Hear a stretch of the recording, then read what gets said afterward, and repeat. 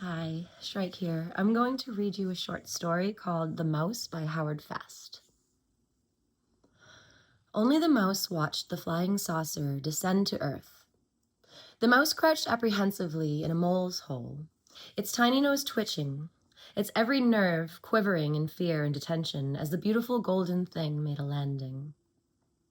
The flying saucer, or circular spaceship, shaped roughly like a flattened, wide-brimmed hat, slid past the roof of the split-level suburban house, swam across the backyard, and then settled into a tangle of ramblers, nestling down among the branches and leaves so that it was covered entirely. And since the flying saucer was only about 30 inches in diameter, and no more than 7 inches in height, the camouflage was accomplished rather easily. It was just past 3 o'clock in the morning. The inhabitants of this house and of all the other houses in this particular suburban development slept or tossed in their beds and struggled with insomnia. The passage of the flying saucer was soundless and without odor, so no dog barked. Only the mouse watched, and he watched without comprehension, even as he always watched, even as his existence was, without comprehension. What had just happened became vague and meaningless in the memory of the mouse. Sorry, there's a truck coming. For he hardly had a memory at all.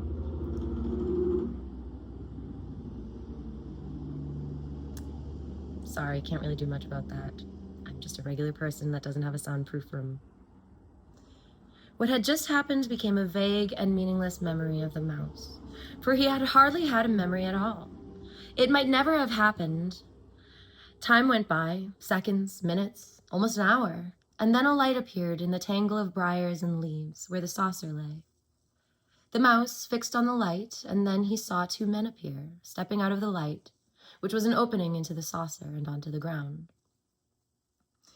Or at least they appeared to be vaguely like creatures the mouse had seen that actually were men, except they were only 3 inches tall and enclosed in spacesuits.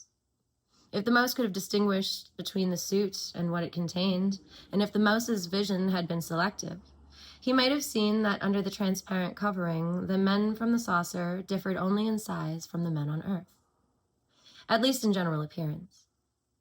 Yet in other ways, they differed a great deal. They did not speak vocally, nor did their suits contain any sort of radio equipment. They were telepaths. And after they had stood in silence for about 5 minutes, they exchanged thoughts. "The thing to keep in mind," said the first man, "is that while our weight is so much less here than at home, we are still very, very heavy, and this ground is not very dense." "No, it isn't, is it? Are they all asleep?" The first reached out. His mind became an electronic network that touched the minds of every living creature within a mile or so. Almost all of the people are asleep. Most of the animals appear to be nocturnal. Curious. No, not really. Most of the animals are undomesticated, small, wild creatures. Great fear, hunger and fear. Poor things.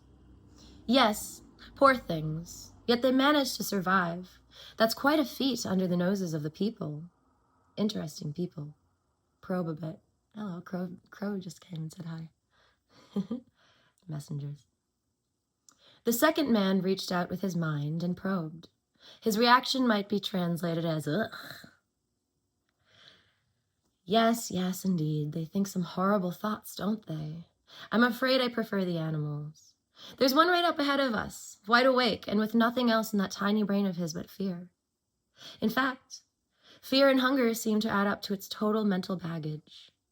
No hate, no aggression. He's also quite small as things go on this planet, the second spaceman observed. No larger than we are. You know, he might just do for us.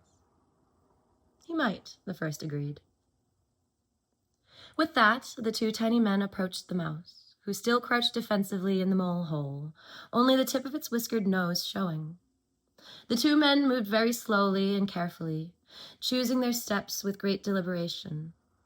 One of them suddenly sank almost to his knees in a little bit of earth, and after that they attempted to find footing on stones, pebbles, bits of wood.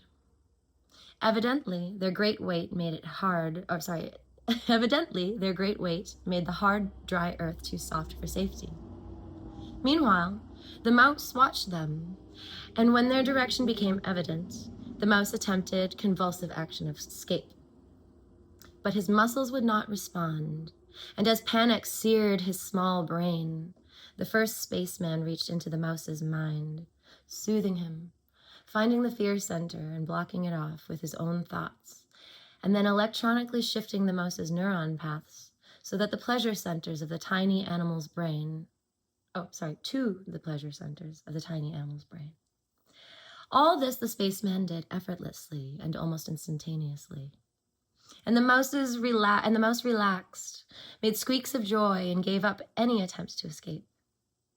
The second spaceman then broke the dirt away from the tunnel mouth, lifted the mouse with ease, holding him in his arms, and carried him back to the saucer. And the mouse lay there, relaxed and cooing with delight. I'm going to stop there. I hope you enjoy. If you want to watch part 2, I'll come back and read it later. I don't want to break it up too much, but there's not much left. I think it's only 1 or 2 more parts. It's a beautiful story, and I hope you join me. Thank you.